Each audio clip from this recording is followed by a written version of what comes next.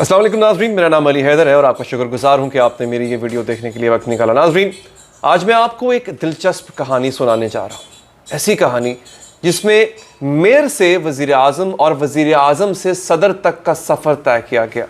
ऐसी कहानी जिसमें सदर पर डिक्टेटरशिप के इल्ज़ामात लगते रहे। ऐसी कहानी जिसमें अपोजिशन को दीवार से लगा दिया गया।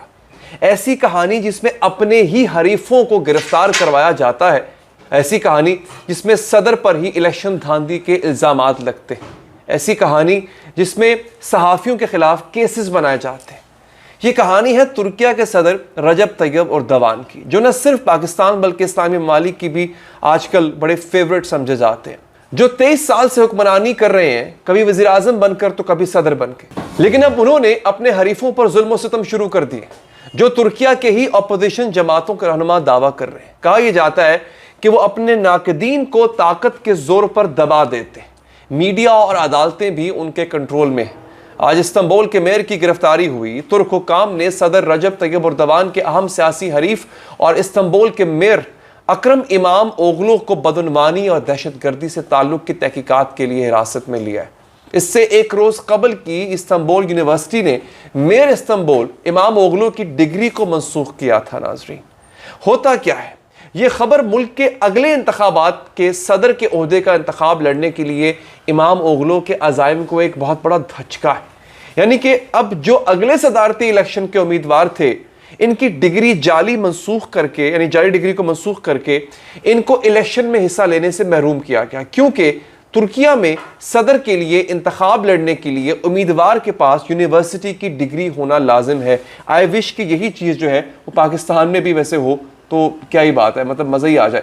नाज़रीन, मेयर इस्तांबुल ने यह भी कहा कि वो हार नहीं मानेंगे और जो लोगों ने कमाया और हासिल किया है वो ख़तरे में। वो समझते हैं कि अदलिया पर भी बहुत सियासी दबाव है, जिसकी वजह से इनके अपने केसेस का फैसला भी मुंसिफाना नहीं होगा। मेयर अकरम इमाम ओगलू को, जो इस वक्त कह लें कि centre left Republican People's Party से ताल्लुक़ रखने वाले हिज़्ब इख्तिलाफ के एक मकबूल सियासतदान है, इस हफ्ते के आखिर में सदारती उम्मीदवार के लिए इनकी पार्टी के इंतखाब के तौर पर नामजद किया जाना था। इस्तांबुल में मेयर के ओहदे की दौड़ खासी सियासी बाज़गश्त रखती है। 1990 की दहाई में मेयर के तौर पर खिदमात अंजाम देते हुए रजब तैयब एर्दोगान ने वहीं से ही अपने सियासी करियर का आगाज़ किया।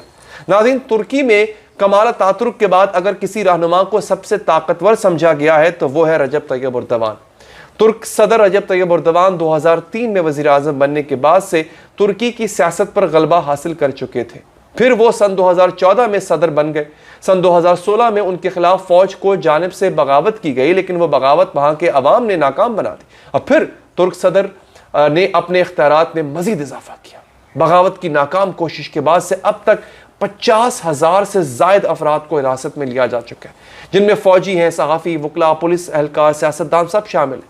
फौजी बगावत में साथ देने के इल्ज़ाम में हुकाम ने 1.5 लाख से ज़ायद सरकारी मुलाजमीन को नौकरी से भी फारिग किया। रजब तैयब एर्दोगान की जानिब से अपने नाकदीन पर दबाव डालने की वजह से मगरबी ममालिक काफ़ी परेशान रहे और यूरोपीय यूनियन के तुर्की के साथ ताल्लुकात भी सरदमोहरी का शिकार रहे। सदात पैगर, जो कि तुर्किश माफिया का बॉस है, इसने सदर एर्दोगान की हुकूमत और काबीना के मेंबरान के खिलाफ बदउनवानी से लेकर मनशियात की स्मगलिंग और यहाँ तक कि कत्ल तक के इल्ज़ामात लगाए थे।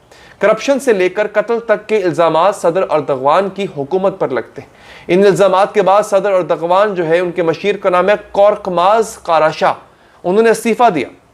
खुद तैयब एर्दोगान पर भी करप्शन के इल्ज़ामात लगते रहे और कहा गया कि इनके करप्शन के पैसे स्विस अकाउंट्स में जाते हैं, लेकिन उन्होंने इन इल्ज़ामात की तरदीद करके इनको मन घड़त कह दिया। 2013 में भी दौरान इक़्तिदार काबीना मेंबर के 3 वज़रा के बच्चों को पुलिस ने ज़ेरे हिरासत में लिया, जिन पर करप्शन और मनी लॉन्ड्रिंग का इल्ज़ाम था। खुद तैयब एर्दोगान के अपने बेटे बिलाल एर्दोगान पर भी करप्शन के इल्ज़ामात। अमेरिका और स्वीडन की एंटी करप्शन अथॉरिटीज़ के एक शिकायत का जायज़ा ले रही हैं, जिसमें इल्ज़ाम आयद किया गया कि एक अमेरिकी कंपनी जिसका स्वीडन से इल्हाक था, उसने तुर्की के सदर रजब तैयब एर्दोगान के बेटे से वादा किया था कि अगर वो कंपनी को मुल्क में गालिब मार्केट पोजीशन हासिल करने में मदद फराहम करेगा तो इसे करोड़ों डॉलर्स की कमीशन अदा की जाएगी। नाज़रीन, न सिर्फ ये बल्कि साबिक अतालवी वज़ीर आज़म ने मारियो द्रागी ने रजब तैयब एर्दोगान को डिक्टेटर करार दिया था। इनको डिक्टेटर भी इसीलिए कहा गया क्योंकि उन्होंने इंसानियत के खिलाफ जुराइम किए थे।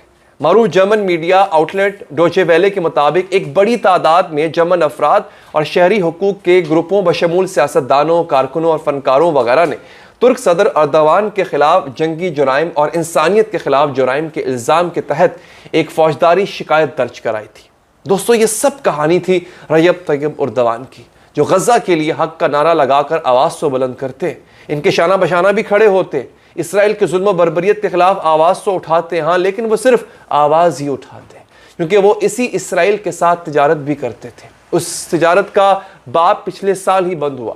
اس سے پہلے ترکیہ کا اسرائیل کے ساتھ تجارتی حجم 9.5 ارب ڈالرز تھا، اور یہ میں نہیں، خود اس بات کا اعتراف صدر اردوان کر چکے ہیں۔ ترکیہ اور اسرائیل کے ایک دوسرے تجارتی پارٹنر تھے جو غزہ کی جنگ کے بعد نہیں رہے، لیکن اس سے پہلے بھی سینکڑوں دفعہ غزہ پر حملہ کیا گیا تھا، لیکن تب یہ تجارتی راہداری معاہدہ ختم نہیں ہوا تھا۔ یہ تھی ناظرین وہ کہانی جس کا آپ کو بتانا مقصود تھا۔ اپنا بہت خیال رکھیے، اللہ نگہبان۔